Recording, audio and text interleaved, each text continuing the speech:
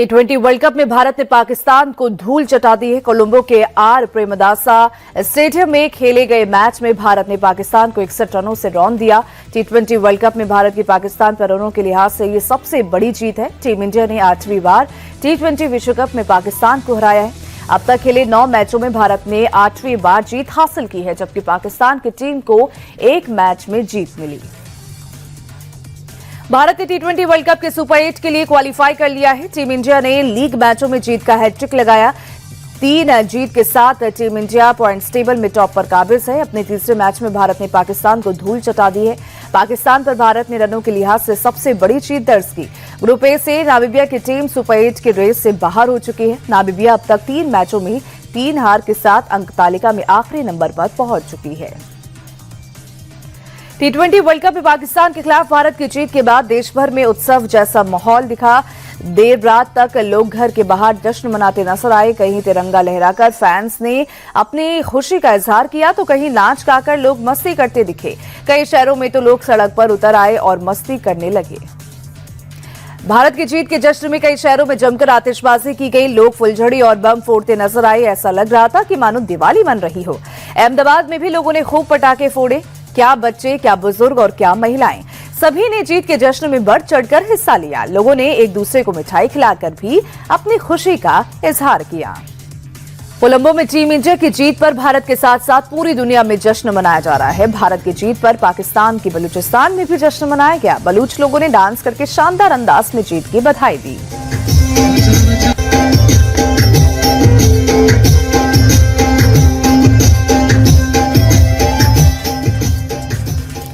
Bharat Pakistan T20 मुकाबले का मजा पाकिस्तान के पड़ोसी अफगानिस्तान ने भी खूब लिया। पाकिस्तान के जैसे जैसे विकेट गिर रहे थे, अफगान क्रिकेट फैंस जश्न मना रहे थे।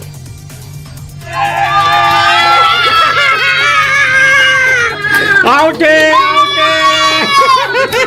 आउट है। भारत की शानदार जीत और पाक की करारी हार को लेकर देश के बड़े नेताओं ने अपने अपने अंदाज में बधाई दी। गृह मंत्री अमित शाह ने लिखा, फॉर्मेट, तारीख और जगह बदल सकती है, लेकिन भारत पाकिस्तान मैच का परिणाम हमेशा वही। उधर यूपी के सीएम योगी ने भी महाशिवरात्रि पर महाविजय की बधाई दी।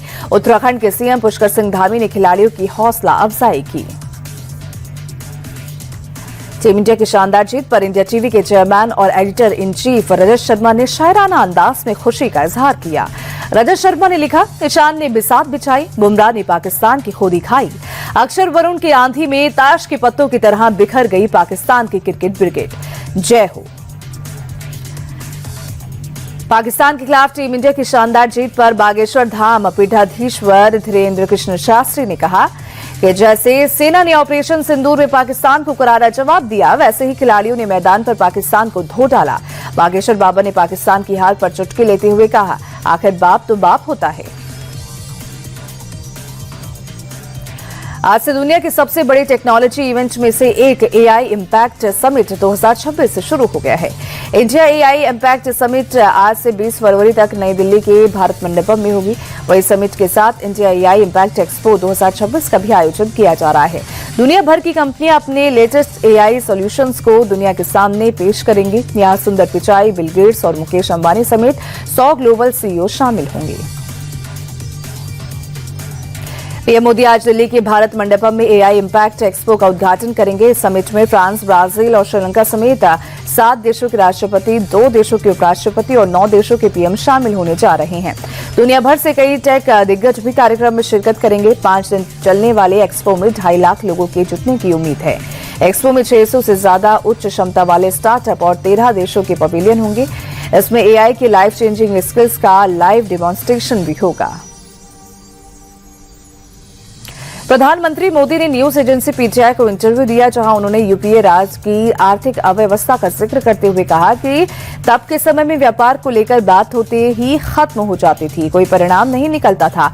आज भारत ने 38 देशों के साथ FTA डील साइन की है। अमेरिका के साथ ट्रेड डील से युवाओं के लिए मौकों की बहार है। राजनीतिक स्थिरता के चलते निवेशकों का भरोसा भी बढ़ा है।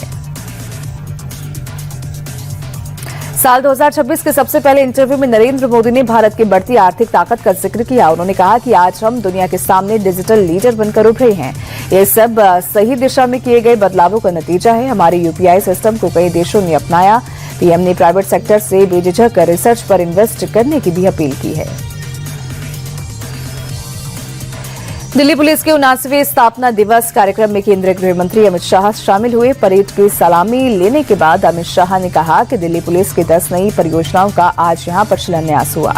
दिल्ली को 10,000 कैमरों से जोड़ने के कार्यक्रम के प्रथम चरण में 2100 कैमरे लाइव जुड़ चुके हैं। दिल्ली पुलिस की तारीफ करते हुए उन्होंने कहा कि दिल्ली पुलिस ने ड्रग सिंडिकेट की कमर तोड़ी है। दिल्ली पुलिस ने शांति, सेवा, न्याय के संकल्प को हमेशा ऊपर रखा। चुनाव ड्यूटी में गंभीर लापरवाही बरतने के आरोप में पश्चिम बंगाल में निर्वाचन आयोग ने कड़ी कार्रवाई की है। आयोग ने 7 अधिकारियों को निलंबित कर दिया है। इतना ही नहीं, चुनाव आयोग ने मुख्य सचिव को सभी 7 अधिकारियों के खिलाफ बिना किसी देरी की कार्रवाई शुरू करने का आदेश दिया। साथ ही आयोग ने कार्रवाई की जानकारी देने की भी बात कही। इन अधिकारियों पर एसआईआर में लापरवाही और अधिकारों के दुरुपयोग का भी आरोप है।